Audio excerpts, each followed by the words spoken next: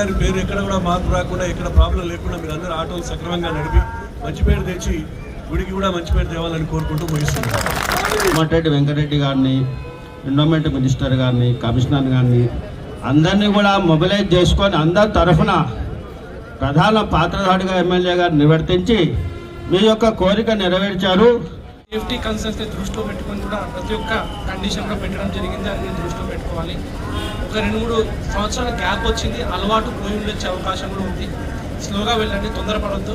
Safety కన్నా important ఏం కాదు. చాలా జాగ్రత్తగా వెళ్ళాలి, దిగేటప్పుడు కూడా జాగ్రత్తగా వెళ్ళాలి. అండ్ మరొకసారి అందరినీ మనవి చేస్తున్నాను, ఘాట్ రోడ్ దిగేటప్పుడు ఇంజన్ని ఎట్టి పరిస్థితుల్లో ఆఫ్ చేయరాదు. అండ్ ప్రతి ఒక్క ప్రికాషన్స్ తీసుకోండి. టెంపుల్ దేవస్థానం కానీ మీకోసం ఇంత కష్టపడ్డ విప్పు గారికి కానీ చెడ్డ పేరు వచ్చే విధంగా ఏ పని మీరు చేయరాదని మనవి చేసుకుంటూ నాకు ఈ అవకాశం. ఈరోజు చాలా శుభదినం. ఈరోజు మనము ఆటోస్కి గుట్ట పైన అలౌ చేయడం జరుగుతుంది. సో ఈ పని చేయడానికి కృషి చేసిన గౌరవ విప్ గారికి, అది కొంత గ్యాప్తో మనం అక్కడ పోతున్నాం కాబట్టి ఏదైతే మన సేఫ్టీ ఉంటుంది, సేఫ్టీ అండ్ నిబంధనలు మీరు అందరూ కూడా పాటించాలని కోరుకుంటూ మరొకసారి మీకు శుభాకాంక్షలు తెలియజేస్తూ నాకు అవకాశం ఇచ్చినందుకు. ఈరోజు ఒక శుభదినంగా మీ అందరి కష్టాలు ఫలించే రోజుగా ఈరోజు ఇక్కడ శ్రీ యాదాద్రి లక్ష్మణస్వామి కాళ్ళ దగ్గర ఆయన సన్నిధిలో అందరం సంక్షేమంగా బతకాలనే ఉద్దేశంతో నిజంగా ఇలా ఆటోల అనుమతి వచ్చిందంటే మన జిల్లా కలెక్టర్ గారి కృషి చాలా ఉంది. దీంట్లో డీసీపీ గారు అయితే అనుక్షణం ఏం చేద్దాం, ఆటో కార్మికులతో పాటు వచ్చే ప్రయాణికులకు ఏ రకంగా సురక్షితంగా పైకి పంపాలని చెప్పి వారి అమోఘమైన పాత్ర, అదేవిధంగా శాశ్వత చైర్మన్ నరసింహమూర్తి గారు కానీ ఇప్పుడున్నటువంటి ఈఓ గారు తనే స్వయంగా లెటర్ పట్టుకుపోయి ఎండోమెంట్లో సంతకం పెట్టేదా కూర్చొని తీసుకొచ్చినటువంటి ఘనత ఇక్కడ ఈఓ గారిని, వాళ్ళ స్టాఫ్ కూడా చాలా చక్కగా ప్రభుత్వం అన్న మాట నిలబెట్టాలని చెప్పి అధికారుల పాత్ర మాత్రం అమోఘం. కాబట్టి మీరందరూ ఎదురు చూస్తున్నటువంటి రోజు ఈ ఆసనమైంది. ఏ లక్ష్యంతో అయితే మనం చేరుకోవాలనమో ఆ లక్ష్యం చేరుకున్నాం. ఆ లక్ష్యంలో ఏ లోటుపాట్లు లేకుండా మీ ఆటో యూనియన్లు అందరూ కూడా సమిష్టిగా ఇక్కడ తీసుకున్నటువంటి గౌరవ పెద్దలు తీసుకున్న నిర్ణయాన్ని కట్టుబడి ఉండి ఇలా యాదాద్రి అభివృద్ధి అయితేనే అందులో మనకు ఉపాధి కలుగుతుంది. కాబట్టి అభివృద్ధికి వచ్చే భక్తులకు, దర్శనానికి వచ్చే భక్తులకు గతంలో ఎలాగైతే మీరు సేవలు చేసిరో ఆ రకంగా సేవలు చేసుకొని యాదాద్రికి మంచి పేరు తేవాలని చెప్పి మీ అందరినీ ప్రత్యేకంగా కోరుతున్నాం.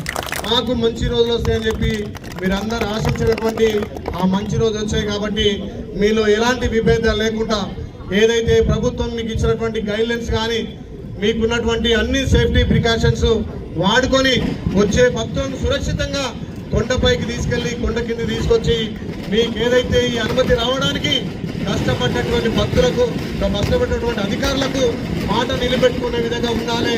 దానికి తోడు మీ బతుకులు మారాలి. మళ్ళీ గతంలో ఏదైతే ఆటో నమ్ముకొని జీవిస్తున్నామో అదే విధంగా జీవించాలని చెప్పి అందరూ కూడా ఇవాళ మీకు ఇవాళ భరోసా తెలపడానికి, ఇవాళ ఈ రోజు కొండపైకి అనుమతి ఇవ్వడానికి మీ ఇంత పెద్ద ఎత్తున వచ్చిన అందరి అఖిల పక్షాలకు కూడా ప్రత్యేకంగా ధన్యవాదాలు తెలుసు. ఇవాళ కొండపైకి భక్తులు ఎక్కువ వస్తేనే మనకు అన్ని విధాల కొండ అభివృద్ధితో పాటు మనం జీవనం గడుస్తుంది. కొండపైకి వచ్చే భక్తులను ఎక్కడ కూడా ఇబ్బంది పెట్టకుండా వాళ్ళకి అన్ని రకాల ఇక్కడ దేవస్థానం కానీ ఇక్కడ ప్రభుత్వం కానీ అన్ని వసతులు కల్పించడంలో మేమున్నామని చెప్పి గత 3 సమావేశాల ద్వారా వాళ్ళు తెలపడం జరిగింది. చేయడంలో మనం కూడా కీలకంగా వ్యవహరిద్దాం. గతంలో జరిగినటువంటి లోపాలు జరగొద్దని చెప్పి మొన్న అసెంబ్లీలో స్వయంగా పిలిచి చెప్పింది. కాబట్టి మన గుట్ట బాధలన్నీ తీర్చాయని చెప్పి దానికి అధికారులు కూడా మనకు అండదండ ఉన్నారని చెప్పి తెలియజేస్తూ, అదేవిధంగా గతంలో పూర్వవైభవం ఉన్నటువంటి గతంలో కొండపైనటువంటి భక్తులకు వసతి విషయంలో ఎక్కడ కూడా కాంప్రమైజ్ కాకుండా, గతంలో ఎవరైనా ఆరోగ్యం బాగలేకున్నా, ఎవరికైనా జబ్బు వచ్చినా, లేకపోతే ఎవరైనా పెద్దలు కాలం చేసినా మన సనాతన ధర్మం అక్కడి నుంచి కొండపైన నిద్ర చేసే అవకాశం. కోమటిరెడ్డి వెంకటరెడ్డి గారి సహకారంతో డార్మెంట్ హాల్ కూడా శాంక్షన్ చేస్తానని చెప్పి మాట ఇచ్చి మళ్ళీ వచ్చే వారంలో డార్మెంట్ హాల్ కూడా తాత్కాలిక డార్మెంట్ హాల్ ఓపెన్ చేసుకుంటున్నాం. దానికి గౌరవ చైర్మన్ గారు, ఈఓ గారు, ఇక్కడ సంబంధిత ఎండోమెంట్ అధికారులు కూడా మనకు చాలా చక్కగా సహకరించి దానికి కావాల్సినటువంటి ఏర్పాట్లు చేస్తారు కాబట్టి గవర్నమెంట్ ఆ సమస్య కూడా మనకు తీరింది. పైన లాట్రిన్ బాత్రూమ్ విషయంలో కూడా వాళ్ళు యుద్ధ ప్రాతిపదికన మనకు అక్కడ కార్యాచరణ చేస్తున్నారు. వచ్చే భక్తులకు ఇబ్బంది లేకుండా. ఇప్పుడు వచ్చేది సమ్మర్ కాబట్టి చలువ పందిర్లతో పాటు అక్కడ కొన్ని షాపులను కూడా ఏర్పాటు చేస్తామని చెప్పి మాట ఇచ్చిర్రు. ఆ మాట ప్రకారం ఫిబ్రవరి ఎండింగ్ వరకు అన్ని వసతులు కల్పించుకోవడంతో పాటు గతంలో మనకు ఒక భక్తులకు కొబ్బరికాయ కొట్టే ఆనవాయితీ ఉండే. ప్రతి భక్తుడు కొబ్బరికాయ మొక్కు చెల్లించుకుంటారు, కొందరు తలనీళ్ళాలు తీసుకుంటారు. అదే విధంగా ఈ మధ్యలో కొబ్బరికాయలు కొట్టే ఆ ప్లేస్ లేకపోవడంతో భక్తులు ఇబ్బంది కాదు కాబట్టి అక్కడ ఉన్న సంబంధిత అధికారులు కూడా టెంకాయ కూడా కొట్టడానికి వాళ్ళు ఒప్పుకొని అక్కడ స్థలం మనకు కేటాయించడం జరిగింది.